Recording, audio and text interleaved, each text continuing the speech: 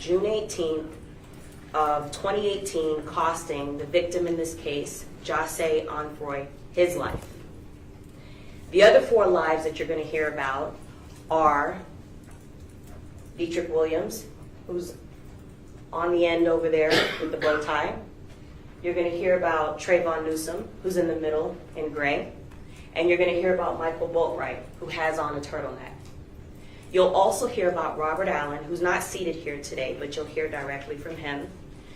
He'll testify, he's in custody, and he'll tell you about his role with respect to what happened and the planning and everything that happened with this homicide.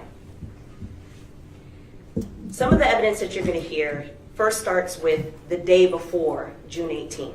The day before June 18th, on June 17th, around 8 o'clock at night, you're going to hear from Tanisha Clark. Tanisha Clark has a job, but makes side money by renting out her car through an app called Turo. You'll hear how Turo is kind of like an Airbnb, but for cars. A person can put their car on the app for rental, and someone on the other end can rent directly from the person who is renting their car through Turo. Tanisha Clark, you'll hear, doesn't know the defendants. She had no connection to this case other than her Dodge Journey. She got prepared for it to be rented for 1 day. And so when she rents her car, she is greeted by Tony Robinson. You'll hear how Tony Robinson was very close friends with the defendant, Dietrich Williams. She was so close to Dietrich, she actually referred to herself as his sister. They aren't related, but they refer to themselves, she refers to herself as his sister. And so Tony, who rented cars before for Dietrich and his friends, was asked to rent the car for 1 day. Not because you'll learn that the defendants wanted to go to Disney World or take some trip, but you'll learn through testimony that they wanted to be able to take the car, ride around, and rob people. That was their plan. And so Tony Robinson, when she rents out her car, is greeted by Michael Boatwright, who's on the end here, and is also greeted by Robert Allen, who you're going to hear from Robert Allen himself. They pick up the car, and by the next day, they are out riding around. And Robert Allen will tell you what the purpose was that they were all together, and he'll say that he was with all 3 co-defendants, and that together their plan was to be able to rob somebody that day, and that they had all of the things in preparation for that. They had firearms, they had masks, and they had the capability of doing it. And so on that day, they drive to Riva Motorsports, and the day that we're talking about is June 18th. On that same day, on June 18th, the morning of, before the homicide occurs, you're going to hear how Xxxtentacion, who is commonly referred to as Xxxtentacion, woke up that morning, was woken up by his mom. You'll hear how he was a young celebrity rapper who gained his fame through a lot of his exposure through social media and downloads and things like that, and was very much a self-made artist who then rose up the ranks.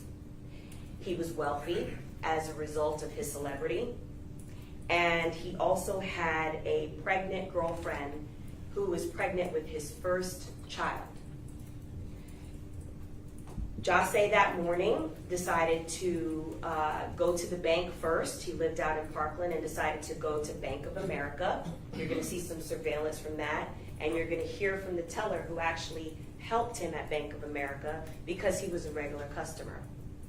That morning, after going to the bank, his plan was to be able to go to Riva Motorsports. You're going to hear how he's also a regular customer at Riva Motorsports. And at Riva Motorsports, he intended on purchasing motorbikes, plural, possibly 1 or more, and that he'd done that before, and that was something that he wanted to do for himself and his friends. On that particular day, that morning, when he went to the bank, his intention was to withdraw $250,000 in cash to be able to make the purchase later on at Riva Motorsports. The bank, you'll hear, did not have that amount on hand, and so they dispensed $50,000 to him from his account of his own money.